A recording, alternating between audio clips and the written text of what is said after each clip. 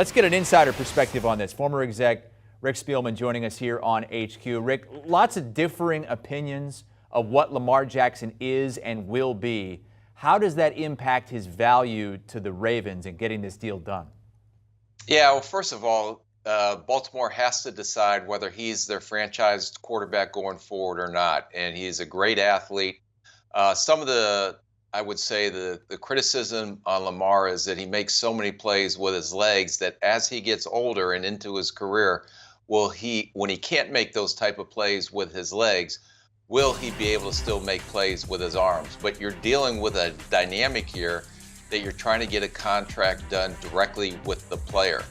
And where does he see his value? Where does Baltimore Ravens see their value? And is there a common ground they can come together? And when a player is doing this on his own, with his mother, as you alluded to, that when you're in negotiations with an agent, you can kind of defend the team stance on why you think he's worth X amount. But when you have to directly talk with the player about that, that's a little different dynamic where you don't want to offend the player, where the player says just, hey, I'm just going to walk away. I don't care. The other thing that I think Lamar has to be very careful of is that we went through it similar with Teddy Bridgewater, where let's say he wants to just play out his contract and get franchised or see where it goes next year. And Teddy had a non-football contact injury that blew out his knee and really affected his career going forward. Talking with Rick Spielman, the longtime executive with the Minnesota Vikings, and Lamar Jackson's situation. What kind of a contract should we expect Lamar and the Ravens to come to when this does get done? How does it compare to the other big ones out there that have gotten done recently, like the Josh Allens, like the Patrick Mahomes?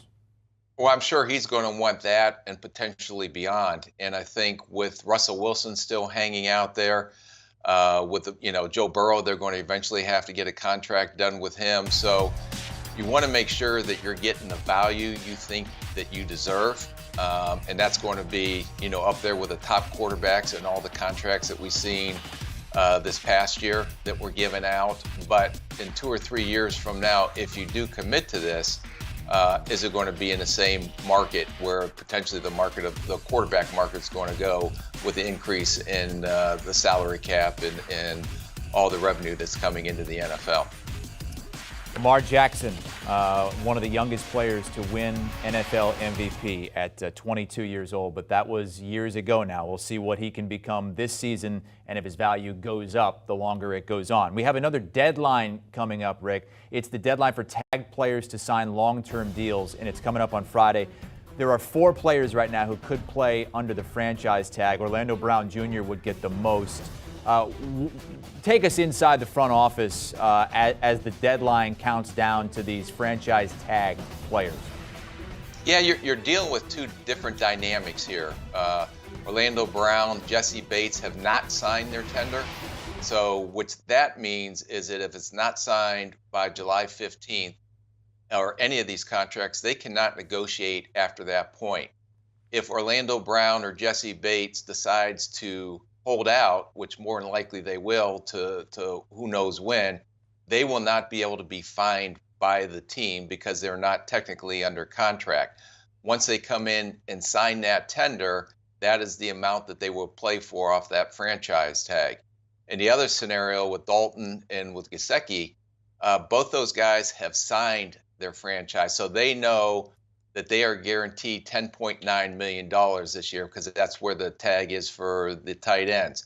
If they decide to hold out because they didn't get a long-term deal, then teams, because they're under contract, have a right to significantly fine them if they start missing training camp, preseason games, or wherever, how long that they hold out. So I know that they have some very experienced agents. Orlando Brown just has a new agent that I don't think has really done an NFL contract as of yet. Jesse Bates has an agent who also did the Deshaun Watson deal, and I know his MO has always been to try to get as much guaranteed money as possible.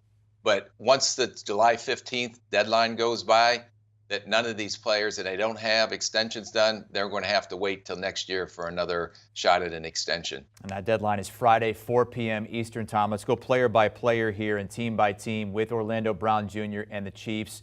Brown had those 3 Pro Bowl seasons with the Ravens, did not reach that level in his lone season with the Chiefs. Why are the Chiefs hesitant right now to commit long-term to what he wants? Oh, I think I think it comes down, and what you have to understand in all these negotiations, it's going to come down to the 11th hour. There's a lot of posturing going on right now. I know when we've been in these situations that we're telling where we're at, and the agent and the player wants to get to a certain point. A lot of it can be structure, how the cash is going to be distributed throughout the contract. So there's a lot of things going on. There's a lot of contract language that's probably being disputed at this point. But eventually, when training camp comes, or that 11th hour comes, which is going to be this Friday, you're going to see that they're either going to get the deal done or they're not. So in a Brown situation, they traded for Brown. He's a Pro Bowl left tackle caliber player. I'm sure his agent looking to what San Francisco was able to get with Trent Williams, and he wants to be in that ballpark, which is much higher than what he would have to play at the franchise tender right now. All right, so from one Super Bowl contender to another, the Cincinnati Bengals and Jesse Bates, who had an interception in the Super Bowl, also had one earlier in the postseason. Why have the two sides been so far apart so far in these negotiations? I can tell you just from my experience and watching from the outside, the Cincinnati Bengals are very strict on the business principles and how they structure their contracts. So it could be that, are they going to give and do something differently than they have done in the past? I mean, you're talking about one of the premier safeties in the league. In a case where Orlando Brown, they did not draft anyone to potentially replace him down the road. And Jesse Bates, they did draft the kid from Michigan who's going to play Nick for them, but he can also potentially play safety. But I think they know how important he is to that defense. It's just a matter of the Cincinnati Bengals are willing to sacrifice on their business principles and maybe give more guaranteed money or structure it the way I know that Jesse Bates' agents is going to want it. Yeah, they used their first-round draft pick on Daxton Hill, the safety out of Michigan. Let's move on to the two tight ends. The Cowboys first with Dalton Schultz. What are they considering with Schultz after they took Wisconsin's Jake Ferguson in the 4th round of this past year's draft? Yeah, they have some depth behind him. I know he's an important part of their offense, but they may not think that, not that they don't like the player, but they may not want to invest that type of money into that position. So a lot of teams will say, well, yes, I know he's a valued player, but for us, we're going to put and allocate our resources elsewhere, whether that be at another receiver or a pass rusher, because they did let some very good players get out of there this year. And then the other case down in Miami, you got a new head coach coming in, and tight end is a very important part of Mike McDaniel's offense. But he likes to have those players on the line of scrimmage. And Gesicki, he is a tight end that I would describe as you put him out in the slot, you try to create mismatches with him. He is going to make plays with you in the passing game, but I don't know how effective he's going to be as a run blocker.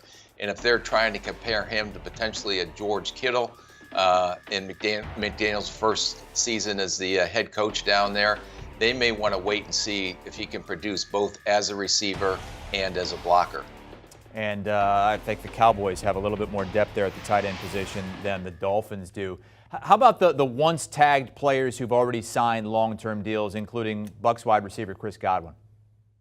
Yeah, I think the one that intrigued me the most that I thought they got great value, although they gave up a lot, was Devontae Adams. And because the Raiders had to trade away not only draft capital, but they also had to give him a significant contract, which kind of actually reset the receiver market. But they know they gave all that draft capital away, and they have him under contract for, I believe, 5 years.